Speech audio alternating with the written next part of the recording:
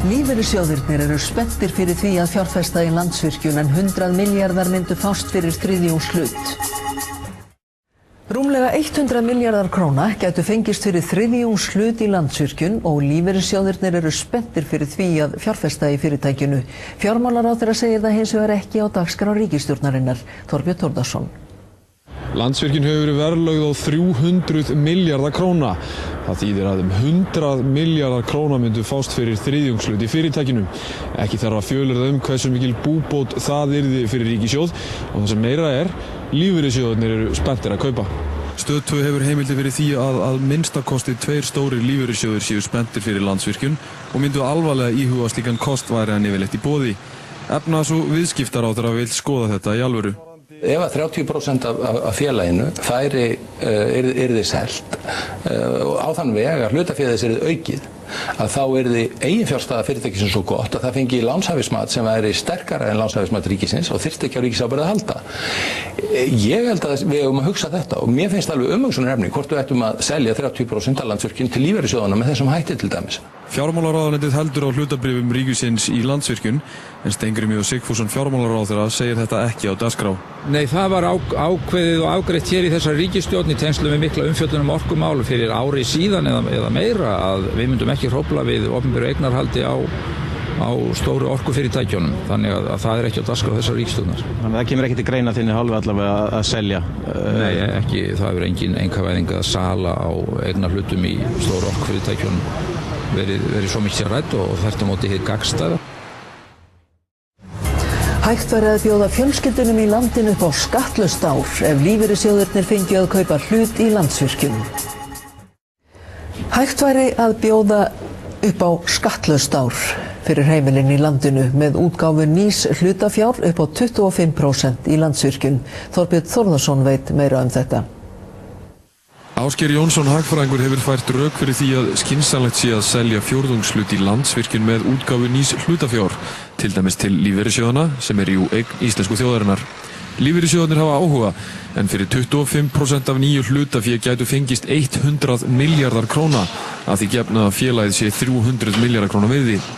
Efnahags- og viðskiptaráðherra opinn fyrir þessari hugmynd og hefur sagt að þetta verði að skoða af alvöru.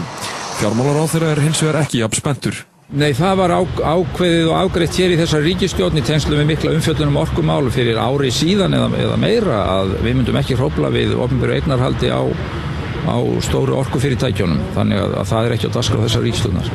Kostirnir sem Ásgeir nefnir að með þessari leið blandaðs eignarhalds ríkis og lífeyrissjóða mætti aftengja ríkisábyrgð á lánum Landsvirkjunar. Fyrirtækið fengið sjálfstætt lánshæfismat, fyrirtækið hefði sterkara eiginfjárhlutfall og þyrfti ekki að reiða sig á skuldsetningu við fjármögnun nýrra virkjana. Þetta sé afar jákvætt því eftir hrunið sé sérstaklega mikilvægt að hafa sterkt eigið fé vegna lánsfjárþurrðar á mörkuðum. Þá segir Ásgeir aukinn slagkraft komast í fjárfestingar með eigin fé og óvissu þættirnir séu færri. Samkvæmt fjárlögum ársins 2012 er gert ráð fyrir að fjárlagahalli þessa árs verði 42 milljarðar og þá verði fjárlagahallinn 18 milljarðar á næsta ári. Með sölu á 25% hlut í Landsvirkjun með útgáfu nýs hlutafjár, til dæmis til lífeyrissjóðana, væri hægt að leiðrétta fjárlagahalla þessa árs og þess næsta og gott betur. Jón Baldvin Hannibalsson, þáverandi fjármálaráðherra, bauð þjóðinu upp á skattlaust ár árið 1988. Samkvæmt fjárlögum næsta árs tekjuskattur einstaklinga áætlaður 116 milljarðar króna. Það liggur því fyrir að miðað við verðmat á 25% í nýju hlutafé í Landsvirkjun mætti bjóða íslensku þjóðinni og skuldsettum heimilum upp á skattleysi í 1 ár, heilt ár án tekjuskatts á einstaklinga. Stjórnarformanni eins stærsta lífeyrissjóðs landsins líst ljómandi vel á að lífeyrissjóðirnir kaupi alltaf helmingshlut í Landsvirkjun á móti ríkinu og telur að þannig vinni allir. Hægt sé að tryggja að lífeyrissjóðirnir selji hlutin ekki áfram. Hafsteinn Hauksson. Helgi Magnússon, stjórnarformaður lífeyrissjóðs verslunarmanna, segir í nýjasta þætti Klinksins sem birtist á Vísi á morgun að fjárfestingar umhverfi lífeyrissjóðana sé ekki upp á marga fiska nú stundir og gjaldeyrishöftin gerir þeim erfitt fyrir. Því fagnar hann hugmyndinu að sjóðirnir kaupi hlut í Landsvirkjun á móti ríkinu, en Fréttastofa hefur fjallað ítarlega hana að undanförnu. Mér líst bara alveg ljómandi vel á hana og lífeyrissjóðunum veitir ekki af tækifærum til að fjárfesta. Hann telur að salan á Landsvirkjun gæti falið í sér ávinning fyrir alla sem kæmu að málinu, sérstaklega ef rétt væri að því staðið. Lífeyrissjóðirnir komi peningum í vinnu, ríkissjóður fái peninga í kassan og fjármögnun Landsvirkjunar verði tryggari.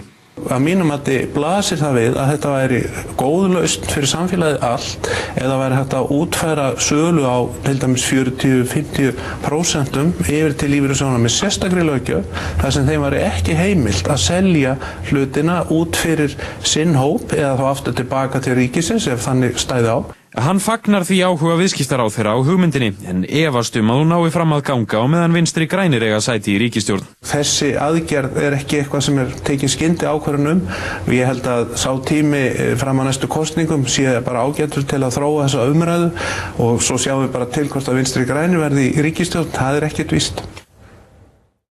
Lífeyrissjóðirnir lýstu yfir áhuga á Landsvirkjun á fundi með fjármálaráðherra í nóvember.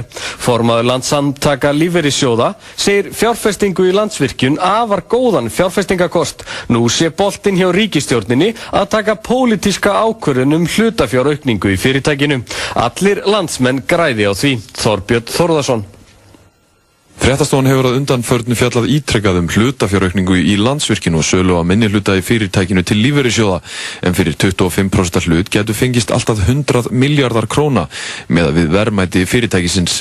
Eins og fréttastofan hefur greint frá hafa nokkri stóru lífeyrissjóðarnir sýnt þessu áhuga og Helgi Magnússon, formaður stjórnar Lífeyrissjóðs verslunarmanna, sagði í fréttum okkar í gær að sjóðurinn hefði áhuga og að allir myndu græða á slíku. Lífeyrissjóðarnir komi peningum í vinnu, ríkissjóður fái peninga í kassan og fjármögnun Landsvirkjunar verði tryggari. Arnar Sigurmundsson, formaður Landssamtaka lífeyrissjóða, tekur undir þetta eftir að ríkisstjórnin lagði fram áform skattlagningu lífeyrissjóðana síðasta vor og óskuðu þeir eftir fundi í fjármálaráðuneytinu þar sem þeir buðust til að kaupa eignir af ríkinu ef fallið yrði frá skattlagningu.